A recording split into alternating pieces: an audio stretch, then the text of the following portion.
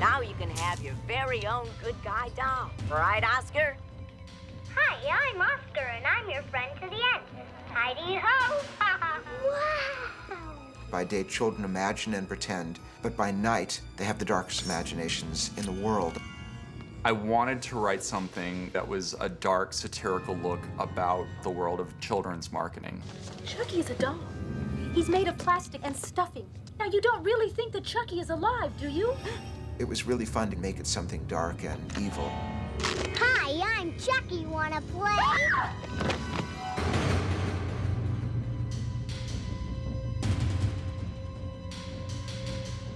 This was in the mid-'80s, 1985, and I was a junior at UCLA. Like any horror fan, I had seen The Talking Tina, Twilight Zone, and I was a fan of that killer doll concept. But it occurred to me that that had never been done in such a way where you could treat the doll as a full-fledged character. Hi, it's me, Chucky. What do you think? I had been in London with my wife, and I had read a book called The Victorian Dollhouse Murders because I was fascinated by dolls. They scared me. And I said to the woman that was running development for me at the time that I would love to do something with dolls. And she said that there was a script about 6 months ago called Blood Buddy, written by a young, talented writer, but it had not sold. My title for the original script first was Batteries Not Included. Then my agent said, well, we got to change the title because Steven Spielberg is developing a movie called Batteries Not Included. So then we changed it to Blood Buddy. David read the script and liked it, and he bought it. I think everybody was pretty shocked that this was what I wanted to do next. I had started off as an illustrator for Jim Henson, and then I did An American Tail. Disney had just signed me to a deal and thought that I would do family entertainment and animation for them. The first project that I bring to them is this project that would become Child's Play. In my original script, a doll is actually a sort of supernatural manifestation of the boy's id. So the doll is specifically going out and striking out against the people that this kid feels this unexpressed rage toward. One of the features of the dolls that didn't make it to the final film is that they have synthetic blood in them, so that if you play with the doll too roughly, the latex skin will break and then it will start to bleed, and then you have to go out and buy Band-Aids. In a rite of brotherhood, the little boy cuts his thumb and the doll's thumb and mixes their blood together, and it's after that that the doll comes to life. It's what I always call the Frankenstein moment, what brings something to life. And Don's Frankenstein moment was the idea of the blood ritual. I really did like the idea of the story, but there were elements to me that were missing. But what was very important to me was to really give more of a specific to the central villain of the story. Hello, Andy. The first thing that happened was David attached Tom Holland to the project. Tom Holland had written and directed Fright Night, and that was really good. So I was very excited. For a long time, one of the most frightening memories I had was as a small boy being afraid of my toys. And there's been all the publicity recently on these new animatronic dolls, and the idea of writing a story about a little 6-year-old boy who insists his doll is alive, I thought was fascinating. Tom went off and rewrote it, and then they brought in a writer named John LaFia. When I got hired to do it, I went to Toys R Us, and I spent a whole afternoon there looking at all the dolls and all the ones that could talk, to really see how many things could they say. Hi, I'm Chucky, and I'm your friend to the end. Heidi-ho! There were some significant changes between my original script and the final version of the movie. In my original script, the mom, I had her as the advertising executive, who's sort of the mastermind behind the whole campaign, because I just thought that that made the satire of that world a little more pointed. For our director and the other writer, John LaFia, the idea of her being a single mother that was struggling was very important because she couldn't afford to buy the doll. That was important, that she was recently divorced. The kid was having issues because of that, and we don't know, is this kid unhinged? Chucky, I know who was on the kitchen counter. Andy. Who, Andy? I thought I Who? Chucky. Your doll? I felt that there needed to be more of a backstory with something malevolent that would possess this doll to be so evil, and that was the soul of the serial killer. And the history was that he was the Lakeshore Strangler. Fundamentally, the biggest changes was really the addition of voodoo. Tom Holland felt that the character of Charles Lee Ray had a fascination with voodoo, and that at the moment of death, he would pass his soul into this doll.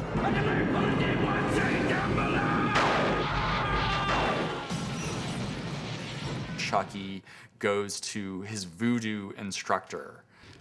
Your own personal mojo, Doc. Give me that. And I just thought, well, that's a whole other kind of magic that's going on in this movie. So it's like, well, if he has a voodoo doll of this guy, why can't he make voodoo dolls of all the other people he wants to kill? For that matter, as a serial killer, you know, why not make voodoo dolls of all your victims? And it's probably, I don't know, maybe an occupational hazard. Probably best not to think about it too much, but anyway, I find it kind of hilarious. Well, John, it's been fun, but I gotta go. I have a date with a 6-year-old boy. And you have a date with death. It was very exciting because there were a lot of studios that were interested in this concept. A man named Tony Thermopoulos, that was head of MGM-UA, came out to my office and convinced me why they would be the right studio to make this film. And he also said to me, I want you to not only come make this film there, but come make many films, and I want it to be a place that not only you can thrive and be successful, but a place that you can also fail. And I was very, very taken by that. And these people were incredible as just a support group in getting this film made.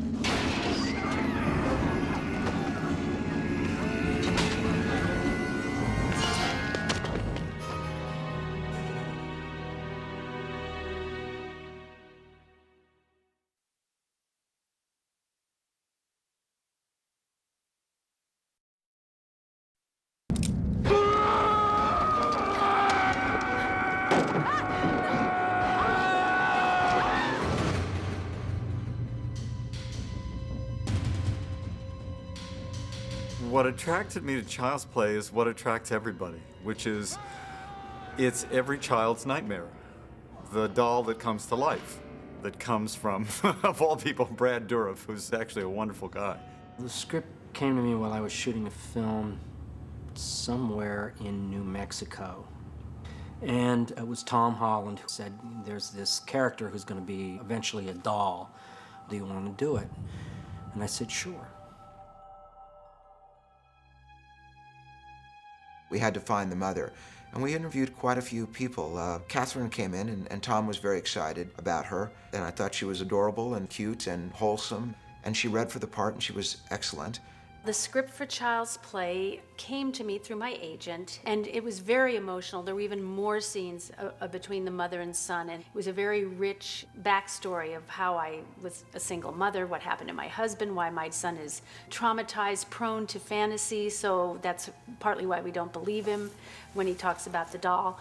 You know perfectly well that you're making this up. But I'm not. Chucky's alive. Really, he Andy, is. Chucky is a doll. And then from that point, we had to find a little boy, and that's difficult to find a little kid that can really kind of go through what this film was about to ask of he and his family. I got the audition for Child's Play. They brought me back for a callback, and I had to do the line, Aunt Maggie was a real bitch and got what she deserved. He said Aunt Maggie was a real bitch and got what she deserved. And I wasn't comfortable saying that. So when it got to that part in the reading, I said, I'm sorry, I can't remember the next line. I don't remember it. They said, and they gave me the line. They said, you remember, try it again, start over. And when I got to that line, I was like, look, I'm having a really hard time remembering this. I can't remember it. And they said, okay, look, we'll start over from the beginning and see how it goes. And it comes over, and it got to that line, and I broke down. I said, I'm sorry, I knew the line, I just couldn't say it in front of you. I couldn't get myself to say it. And I think they were so convinced that I had really forgotten the lines. They said, hey, this kid could act. He fooled all of us, let's give him the job. I was not married, I was not a mother, and I'm playing a mother. It was my first mother role. I remember we were a little uncomfortable trying to set up our dynamic between the two of us We had the first run through, and here's this little 6-year-old and there was this tension, and he could feel that I didn't know what to do with children. So I don't know if it was my mother or my acting coach who came up with this idea for her to give me this little, they found this little crystal ball. Alex's mom gave me a little thing and said, tell him that this is for him. She took me aside and she said, okay, this is a magic ball, and you're gonna hold on to this.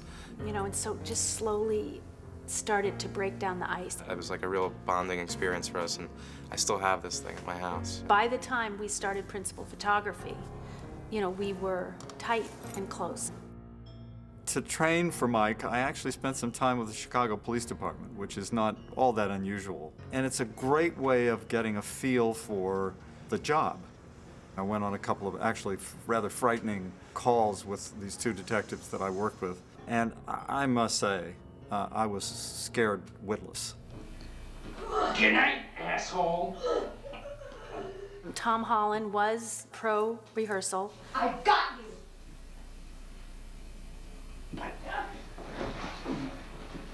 You stupid bitch, you filthy slut.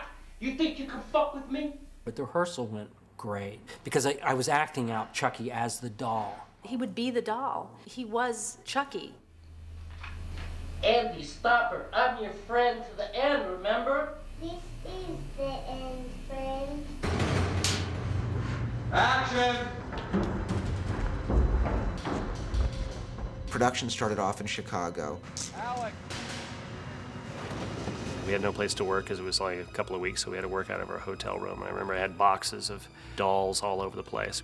We had to set up for the whole scene at the very beginning of the film where the toy store just explodes. That was fun. We filmed that winter. We started New Year's Eve. And cut. We did a fair amount of night shooting in Chicago during the coldest part of the winter. I had to do my stuff as Charles Lee Ray, and that just involved a lot of running in very cold weather. Don't leave me, God, no! There was a scene in which Catherine Hicks, who plays Karen, gets into a cab, and I try to stop her. You hear me? You don't want to go down there at this time of night. I walk out of the door, and I go to stop her, and literally, I walked out and I went, my vocal cords froze in my throat. All the exteriors were done in Chicago, but the interiors were really done back in Culver City on the lot there. We got back to LA, and I thought, well, here's the doll. Working on the set with all the cool stuff that they had to make Chucky and all the different sets that they had was the coolest thing for me.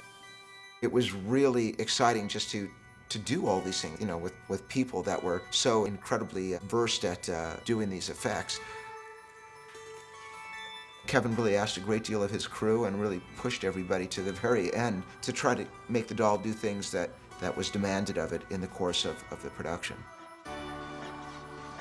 It took a while to find his character, too. It was the first time we ever did it, so, you know, the puppeteers were adding to this. It took us almost the whole film just to figure out who he was. How about a sneeze? I like that. Ready?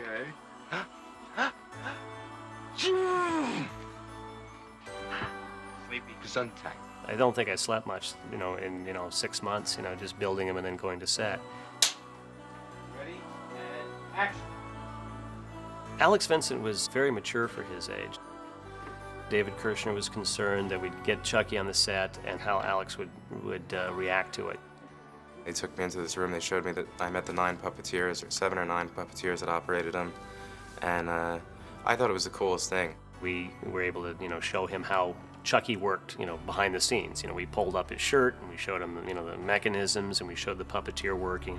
And he was great from the, you know, he never looked at it and was frightened of it. He was a great kid to work with, and he had no problems. I think the most popular question that I've been asked my whole life is if I was afraid making the movie. And I always say, you know, when they said cut, he stopped trying to kill me. So I had nothing to be afraid of.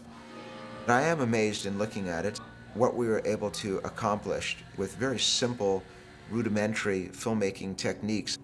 There's a scene where Chucky's walking down a hall, and You know, what you don't see is that there's a dolly that's being pushed as the camera's on him as he's looking back and forth across this hall. And it worked incredibly well. Sometimes we would use a version of the house that was 30% larger. So when we put a little person in a costume, that little person looked like he was much smaller. Several times we used Ed Gale. He's about 10 inches taller than Chucky. We would come to the shop and he would study the doll because we decided if he just moved fluently, we could not mimic that. The wonderful actor that played Chucky as a little person studied what Kevin was doing with the movements of the doll and tried to capture that movement in his movements. We used him in scenes like when Chucky gets caught on fire, he runs around. It's a 30% bigger stage, so Ed was about 30% bigger than Chucky, so they literally built an entire living room stage 30% larger. Okay. All right, you're out. Stop. I did work a lot with various mock-ups of the doll. There's a scene in which the doll attacks Detective Norris in the car, and it took weeks. I remember one day in particular where all I did was my hand on the dashboard reaching for the radio, because he ultimately grabs for the cigarette lighter to burn the doll.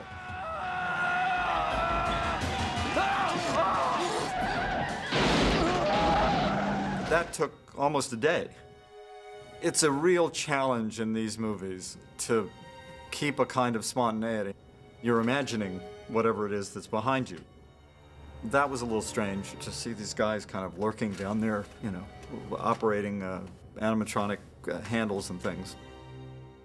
It's exhausting, exacting, sometimes all night, hours and hours and hours of just doing things over and over and over again to make sure that the camera angle is exactly right so the glint on the knife is caught. It's an exhausting process. The end result is fun, and it's great.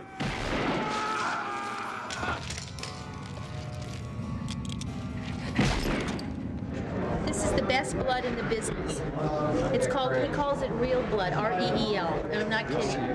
They use it in all the movies. In terms of my acting, I would substitute for Chucky a snake, like I hate snakes. I would just make myself afraid by thinking it was a snake under the sofa.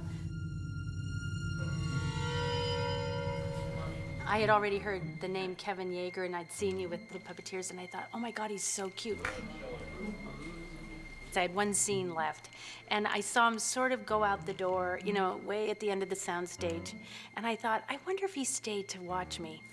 That's my first time I saw you. And you were in love instantly? Uh-huh. You were. You don't remember meeting me the first time. I walked up, Miss Hicks, and I handed you the doll, and you were hot. In, you know, the middle of all of that, horror, death, blood, violence, two people found each other, and we're still together. Yeah, 17 years. There was a whole cut of the movie where Tom brought in an actress to do the voice of Chucky. They were just going to replace my voice stuff. Just let me be Charles Lee Ray, and they were going to do the voice. But it totally didn't work. Even though Brad Dourif played Charles Lee Ray in the prologue, there was a whole cut of the movie, and it's really funny because Chucky sounds gay. By the time they came back to me, they were a little on the desperate side. You know, when I came here learning all that stuff about how to beat death, I thought maybe you were pulling my chain. I went back to what was that I had done originally in the first rehearsal. You mean I have to live out the rest of my life in this body? When I ADR'd it, it was very difficult. I said talk to me, damn it, or else I'm gonna throw you in the fire! You stupid bitch, you filthy slut! Did you fuck with me? There's like 2 or 3 days of losing your voice, because Chucky's always really gets his in the end. Andy, no, please. We're friends to the end, remember? This is the end, friend.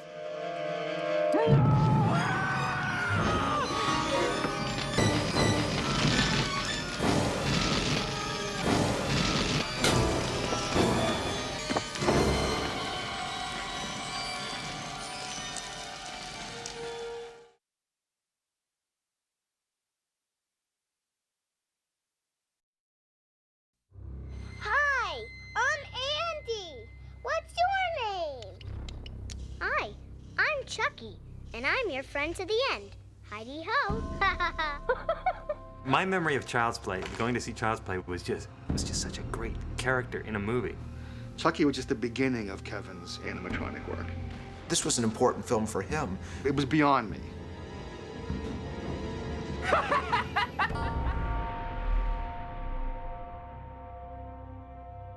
I got a call from David Kirshner. I had just finished Nightmare on Elm Street 3, I think. And there was an animatronic head in that I had done. Again, it was just had just some simple cables that, moved Freddy's eyelids and his brows and cheeks and mouth and stuff like that, and that was it. So he looked at that, and I came recommended by Rick Baker, who had won the Academy Award recently for American Werewolf in London. Kevin, I think, was younger than I. I think Kevin was 24. And was beginning to establish himself as the go-to guy for this kind of thing, and he certainly did. I think this helped, as well as Freddy with the beginning of his career, that he was the guy that did both of those.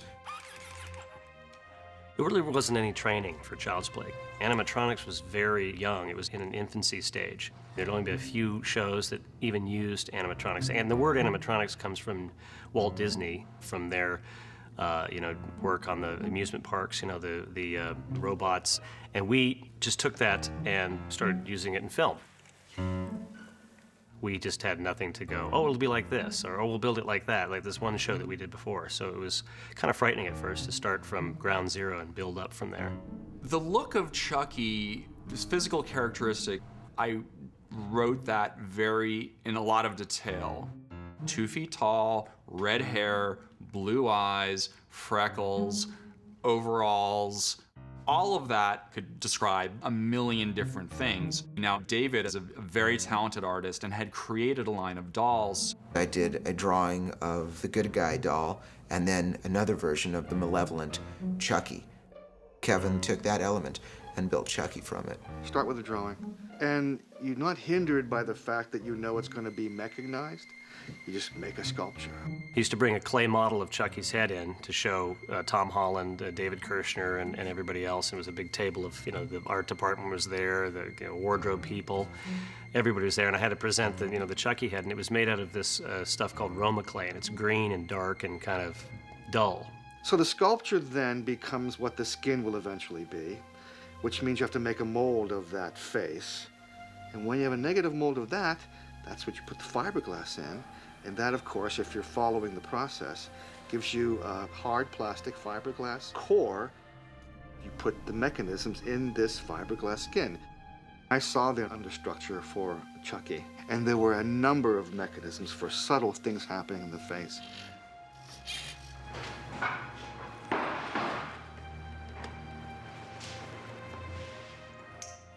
In one head, it could look sweet, and then it could instantly get angry, and and those little tiny features would suddenly become devilish. There's one puppeteer that just does the eyes. His job is to blink them, move them left and right, up and down, all that stuff, and that's it. Then you've got a guy that does the brows and the cheeks. You have another guy that just does the mouth. So he's doing the jaw with a mechanism that goes on his head. Maggie. Yeah, Aunt Maggie. They put an L-shaped bracket in the jaw, so we can do that movement. This is the most intricate head. We put a test skin on it for now, just with some flesh tone on it. So we could practice with it. It's probably one of the most difficult things because Steve's got to coordinate jaw movement with lip movement to get him to pronounce A-E-I-O-U and all the vowels. I-O-U. And then he moves the lips with little joysticks with his fingers.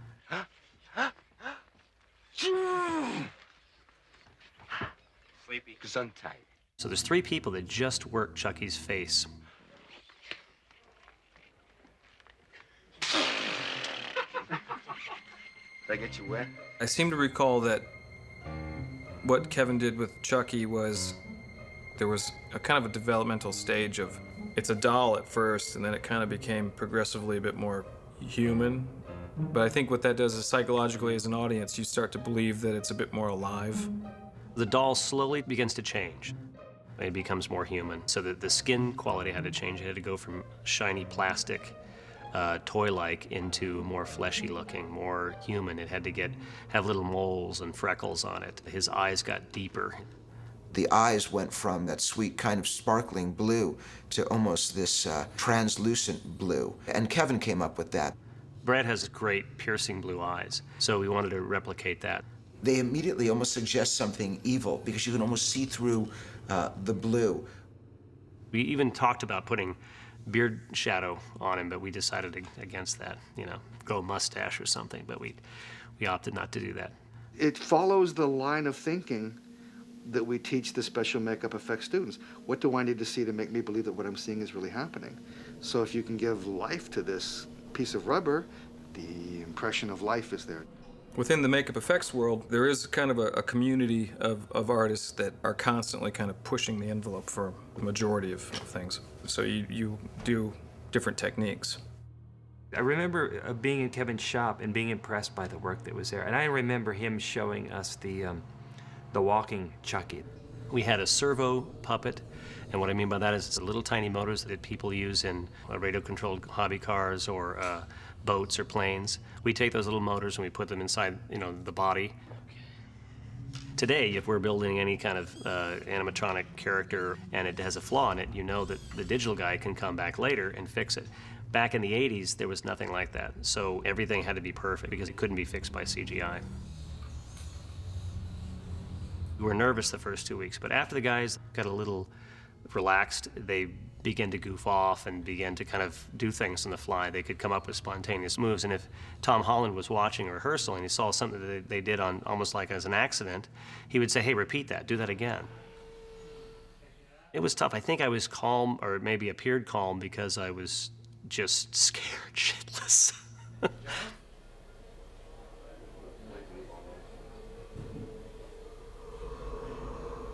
Hi, it's me, Chucky.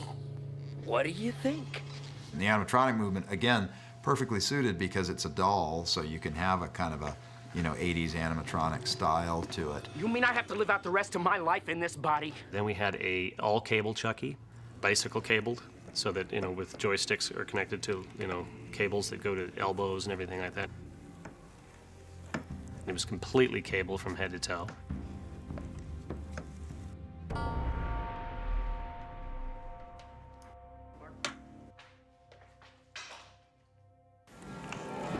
Give me the power, I beg of you!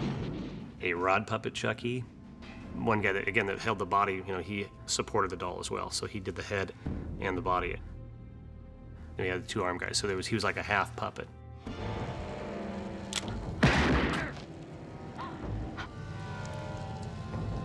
We also had a screaming, kicking, self-contained, flailing Chucky. And we put a drill motor inside of his body. And it was all self-contained. And that would move his legs, basically like a screaming little child having a fit on the floor. That's how that one worked.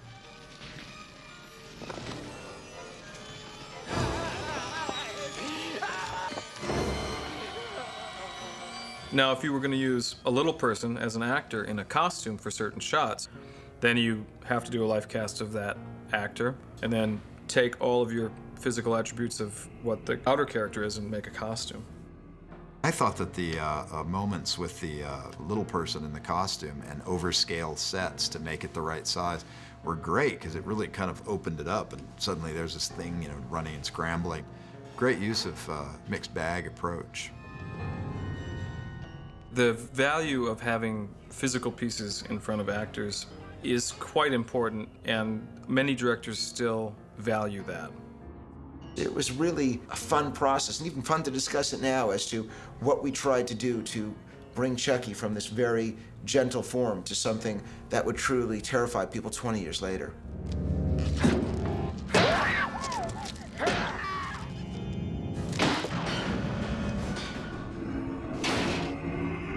So long, John.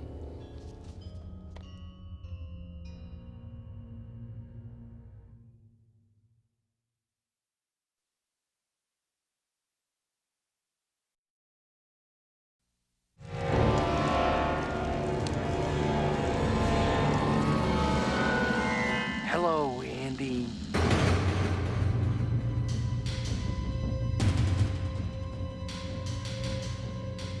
first cut of the movie was like over 2 hours. It was really long. You put it before an audience and people just kind of want to get down to it. I went in with a wonderful, wonderful editor by the name of Edward Shilka, who has since passed on, and we recut the film. So then David started having me over to his house and showing me cuts of the film, sort of like, you know, asking my opinion. And it was really a great education for me, and I think a sort of big step in the process of my professional relationship with David, because I think he started to really value my opinion and my input at that time, and we continued to work together on all of these movies. After we had done our cut, there was no time to test it again. So it was very frightening to release the film. There was going to be no premiere of any kind, and what I did was I rented out the Academy on Gauche Boulevard. I took every box that had the good guy's image, and I had plastic versions of Chucky as well, and you had to walk through a tunnel of all of these dolls surrounding you, which is just kind of creepy without even knowing what the film is about, to get into the theater. And then I had all of the art from the film, my drawings, all these things that just made it look like, you know, oh, this was so important. We began what became a tradition for all 5 films, where we would first stand in line, we would just sort of be incognito, as if we had nothing to do with the film, and, you know, would say, hey, I hear this movie's really scary. You know, oh yeah, I hear it's scarier than Nightmare on Elm Street. Really? Wow. And people would start going, blah, blah, blah. We would plant ourselves in the audience, and moments before a scary scene was going to come up, one of us would inevitably scream, and your timing would have to be perfect, because if you were off, you would just look like you're insane. And Don made fun of me for many years because I screamed something about a torso that was cut in half or something. You went, oh my God, a torso! Like, I just dismembered torso. What an odd thing to say. But it helps, though, because it really creates a kind of ripple effect in the audience, where we would always be ground zero. When the film was released, I remember it opened at Grauman's Chinese Theater, and it was exciting. When Child's Play came out, my grandfather bought out one of the theaters by my house. It's the first time I saw it. It wasn't scary at all to me. You know, I knew everything about it. And I walked out of there, and everyone was cheering and making this big whole thing about it. There was a real strong kind of public reaction to it. The movie's about some of our darkest nightmares as children. I don't think people were expecting to be that freaked out. The media was beginning to pick up on this pint-sized little murderer and use his name in the course of current events. Just the fact that people were beginning to talk about it like that, it said to me that there really was something here. It's definitely grown over the years. I mean, Chucky's an icon globally. The fans for Child's Play and the fans for all horror movies are incredible. These horror conventions, the people that come out to it, they are so passionate about horror movies. I think the fans of the Child's Play series have been really supportive to me, and they really enjoyed my character in the first few films. I do go to conventions every now and then, you know, and you know, I get little kids who, you know, are more curious about him and ask questions, you know, how he works and things like that. I know people react to Chucky, but oddly, I've never felt like it was me. You know, unless I was like this rubber doll walking around, nobody's gonna recognize me as Chucky. It's exciting for me today when someone hears that I was so involved with the Chucky films, because I love hearing that frightened me to death as a child, and you don't know how many nightmares that gave me. Chucky is a horror icon. I get the same reaction from people today as I did back then. You know, it's always either, oh, Chucky, you know, if they find out that I do Chucky, or it's, oh, that thing, oh my God, that thing just scared the crap out of me when I was a kid, you know, or whatever. I get that today, so it stood the test of time, you know. That little guy's really got a lot of mileage. David and I think one of the reasons we initially bonded was that we both had this unabashed love of the horror genre, and we're not people who condescend to it. We really do love it, and we're incredibly thrilled and proud that this movie that we made 20 years ago and the character that we presented to the fans has really been embraced in such a big way. What do you think?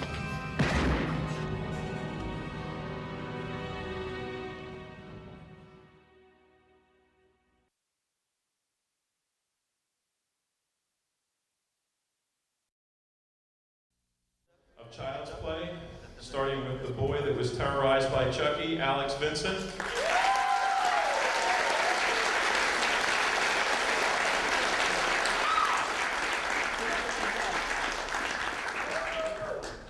Next was the poor woman that bought the boy the doll, Catherine Hicks.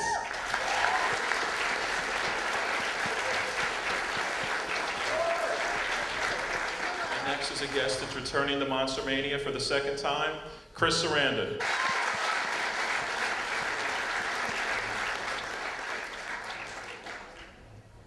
Okay, what we'll do is we'll just get started. If you would like to ask a question, please raise your hand, and one of the people with the microphones will come over to you. When that doll actually started moving, was that at all like creepy for you? You have to consider taking understand apart? that this doll was probably, what, 10 different dolls?